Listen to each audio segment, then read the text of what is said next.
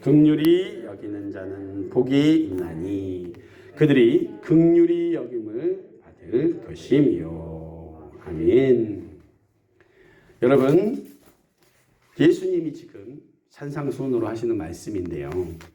예수님께서 왜 제자들에게 또 이 시간 우리가 예배드린 우리에게 긍휼히 여기는 자가 복이 있다라고 말씀을 하셨을까요? 이 말씀 자체에 대한 퀘스천을 우리가 함께 생각해 보면 좋을 것 같습니다.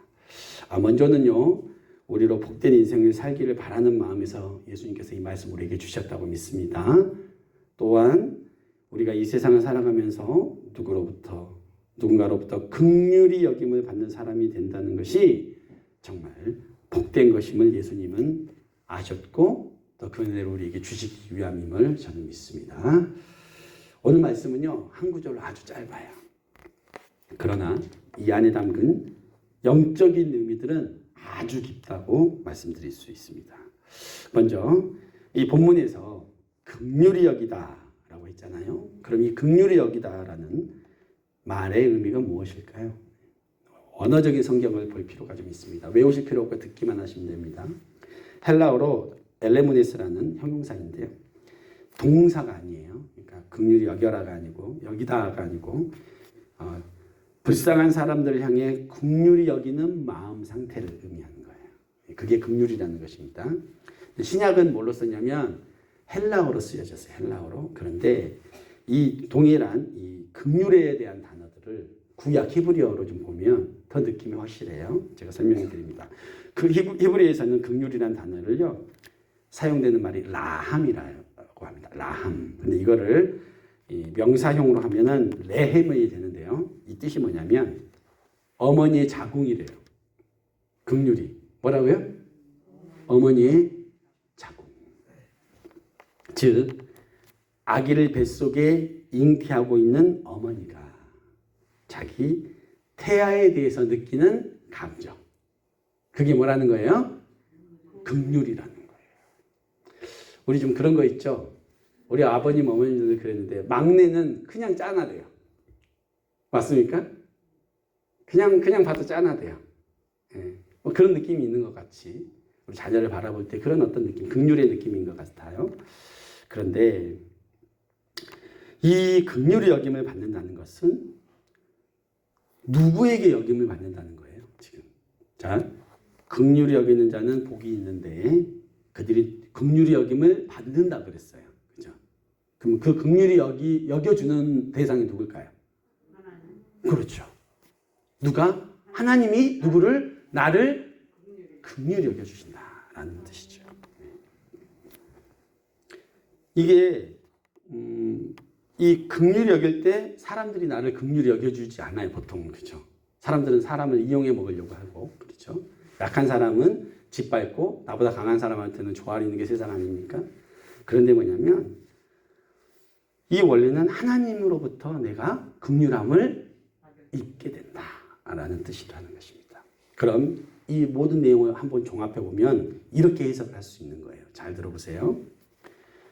하나님께서 어머니가 자신의 태아에게 느끼는 그 마음으로 죄인된 우리를 어떻게 불쌍히 여겨주시는 것이 바로 긍휼이라는 것이라는 것입니다.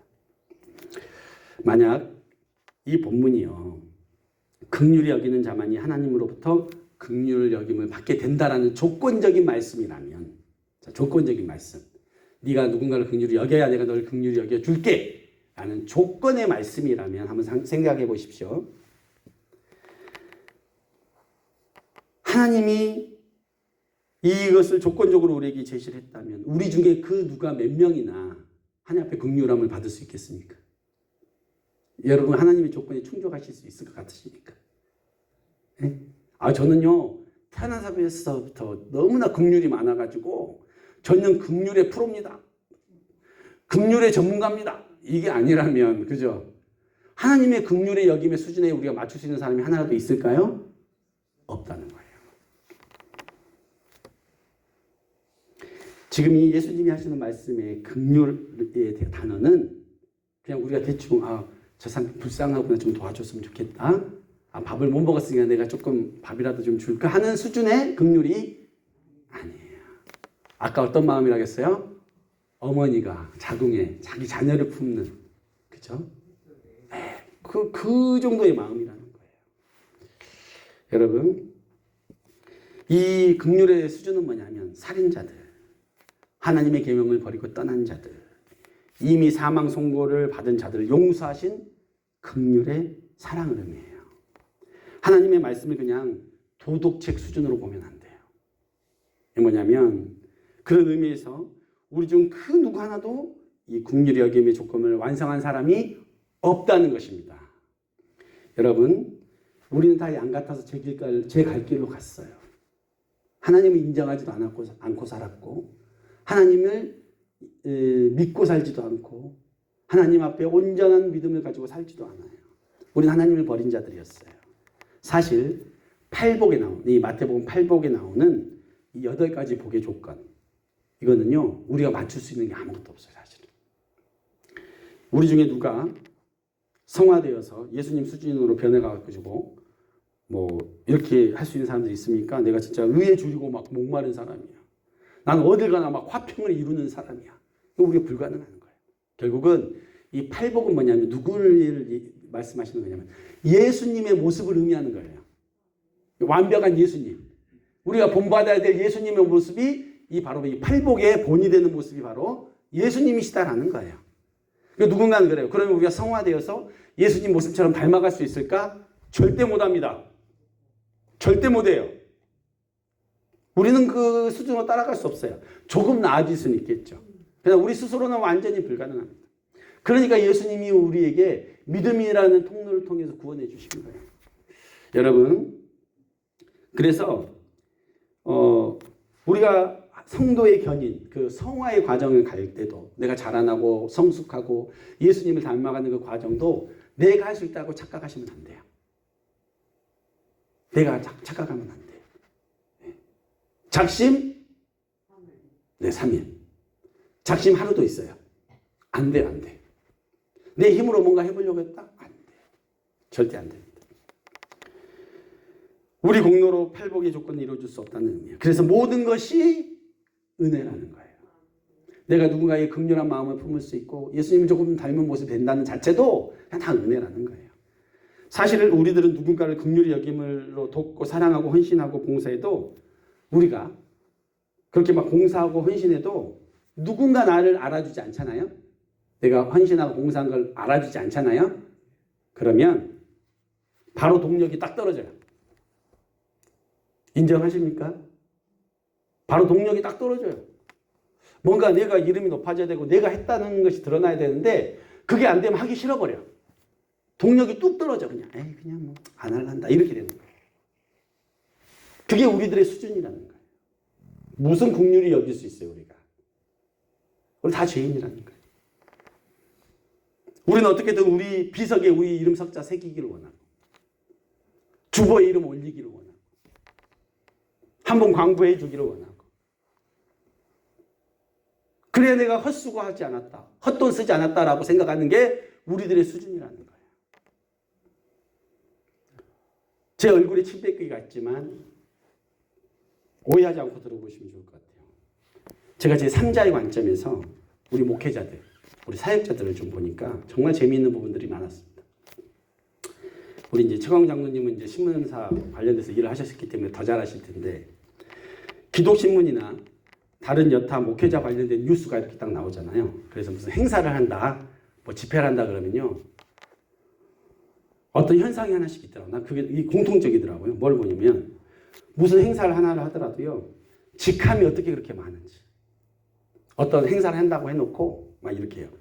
집행위원장, 회장, 부회장, 먼장 해가지고 사람들이 엄청 많이 막 거기다가 해요.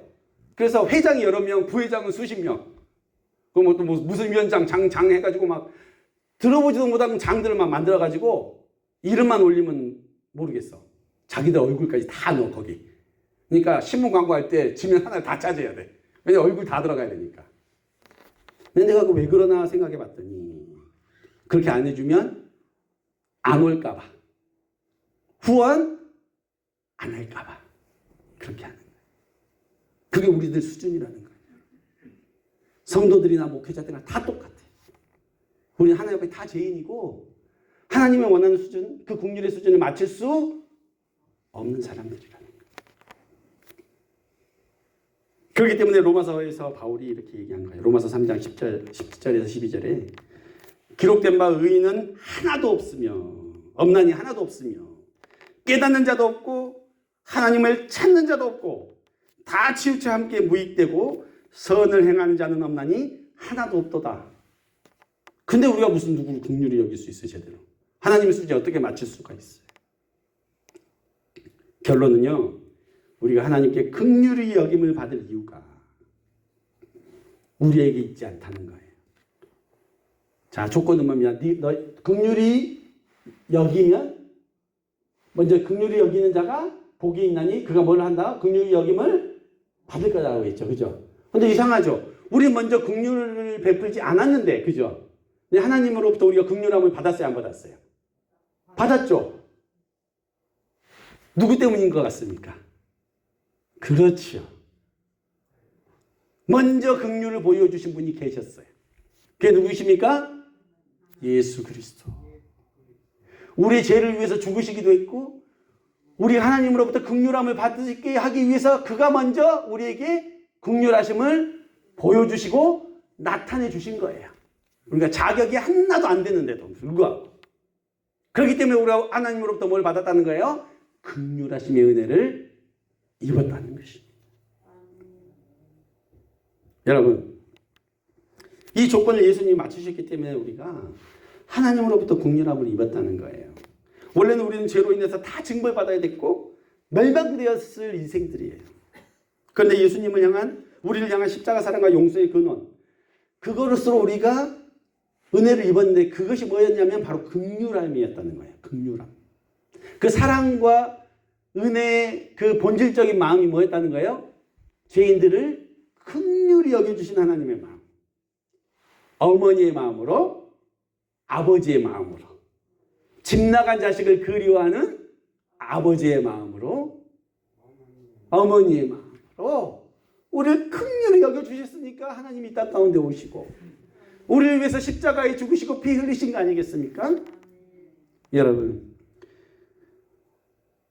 제가 우리 딸과 아들들을 바라보는 마음을 생각하니까 이해가 금방 돼버리더라고요.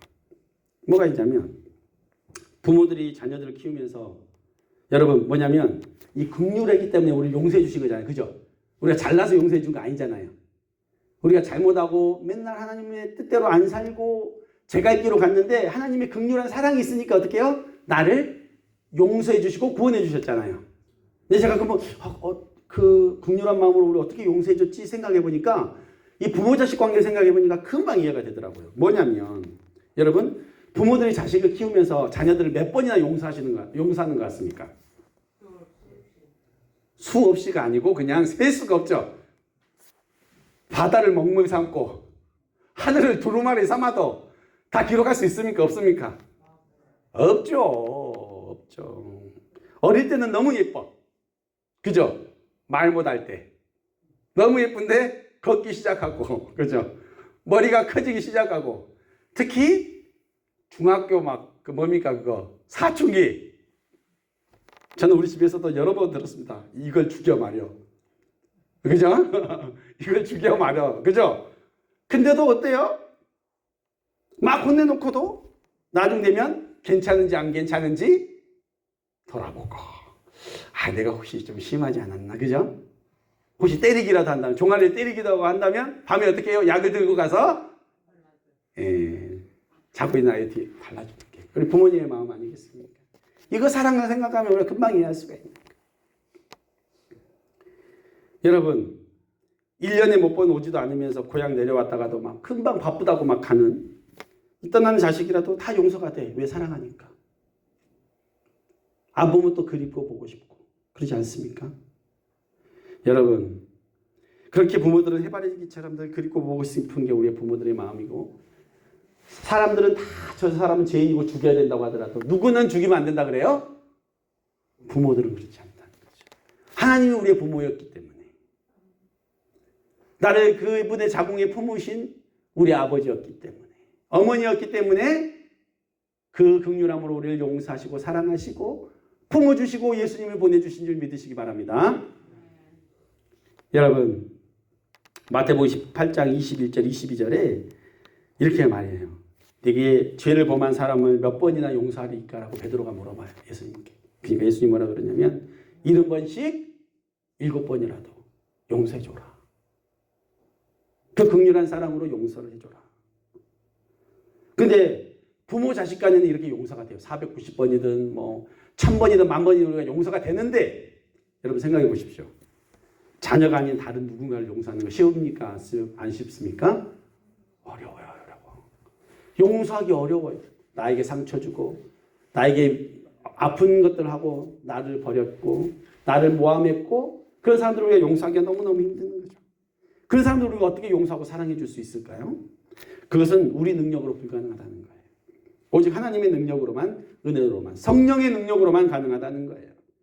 나를 먼저 긍휼히 여겨주신 하나님의 사랑이 우리 안에 들어오면 어떻게 돼요? 우리가 그 힘으로 사랑할 수 있는 것이고 용서할 수 있는 것이고 긍휼의 마음으로 바라봐 볼 수 있다는 것입니다. 그래서 인간적인 힘은 못해요. 한 번 용서하면, 한 번 용서하거나 2번 용서해, 3번은 용서 못해요. 근데 하나님의 힘과 성령의 능력으로 우리는 용서할 수 있음을 믿으시기 바랍니다. 여러분, 그래서 하나님은 당신의 독생자 예수 그리스도를 통해서 정말로 우리 가운데 은혜를 주신 거예요. 여러분, 이 미드라시라고 있는데, 미드라시가 뭐냐면 히브리어 성경의 주석이에요. 그러니까 해석서예요. 근데 거기에 이런 말이 있어요. 하나님의 공의는 하나님의 긍휼과 불가피하게 연결되어 있대요. 그러니까 하나님의 공의하고 긍휼하고 연결이 되어 있대요. 공의와 긍휼이 같이 있대요. 근데 만약에 하나님이 긍휼하기만 하셨다면, 이 세상을 향해서 긍휼하시기만 했다면 세상은 죄악으로 가득 찼을 거라는 거예요. 그냥 용서해주고 사랑만 해주고 그냥 그렇게만 했으면, 긍휼하기만 했으면 죄악으로 세상이 가득했을 거라는 거예요. 반대로 만약에 하나님이 세상을 공의로만 다스렸다면 세상은요 지금 존재하지도 않았을 거예요. 다 심판받아가지고 살아있는 사람이 한 명도 없을 거라는 거예요. 근데 하나님이요 이 두 가지를 합해가지고 공의와 긍휼의 사랑으로 이 세상을 다스리시고 기다리시고 지키시고 구원하고 계신다는 것입니다. 여러분, 당신의 독생자 예수 그리스도가 이 땅에 오셔서 하나님의 공의를 다 만족시켰어요. 인간은 아무도 그걸 만족시킬 사람이 없어. 그 누구도 없어요. 그 공의의 조건에 맞출 수 없어요. 그러나 죄 없으신 분, 하나님의 기준에 맞는 긍휼을 먼저 베푼 자, 인간 예수가 우리를 위해서 하나님이 세우셔서, 그리고 그분의 희생과 행하심을 받으시고 우리를 긍휼히 여기사 우리의 모든 죄와 허물을 용서하신 놀라운 은혜를 우리가 받았습니다. 그게 바로 십자가라는 거예요. 그게 바로 십자가 사랑이라는 것입니다. 그래서 긍휼히 여긴 자는 예수를 통해서 우리 모두가 하나님의 긍휼을 여김을 받게 된 것입니다. 그래서 그 은혜와 복이 우리에게 모두 미치게 됐다는 사실을 기억하시기 바랍니다.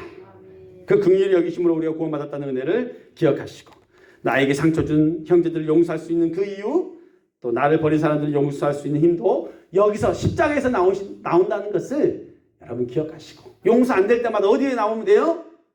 십자가 앞에 나오고 무릎 꿇고 하나님 내게 용서할 힘을 주시옵소서, 사랑할 힘을 주시옵소서. 그때 하나님이 우리에게 그 놀라운 은혜들을 부어주시는 것을 믿으시기 바랍니다. 죄인들을 긍휼히 여기서 먼저 사랑해 보신 예수님은 세상에서 가장 비참하게 돌아가셨지만 부활하셔서 세상에서 가장 복된 분이 되셨어요. 어떻게 기록이 됐냐면 빌립보서 2장 8절에서 11절에 제가 읽어드릴게요. 사람의 모양으로 나타나사 자기를 낮추시고 죽기까지 복종하셨으니 곧 십자가에 죽으심이라. 이름으로 하나님이 그를 지극히 높여 모든 이름 위에 뛰어난 이름을 주사 하늘에 있는 자들과 땅에 있는 자들과 땅 아래에 있는 자들의 일로 모든 무릎을 예수 이름에 꿇게 하시고 모든 입으로 예수 그리스도를 주라 시인하여 하나님 아버지께 영광을 돌리게 하셨느니라. 아멘. 이 긍휼히 여기는 자의 복이 예수님의 십자가 사랑을 체험한 우리 모두에게 임하시기를 원합니다. 또 예수님의 은혜로 충만하시면 하나님이 우리에게 사람을 긍휼히 여길 수 있는 마음을 주실 것입니다. 그 힘으로 수많은 사람, 하나님의 긍휼이 필요한 사람들에게 찾아가서 예수의 복음과 하나님의 사랑을 전하는 우리 가마골 전원교회 모든 성도님들이 되시기를 예수님의 이름으로 축원합니다. 아멘. 함께 우리 받은 말씀 가지고 한 1분만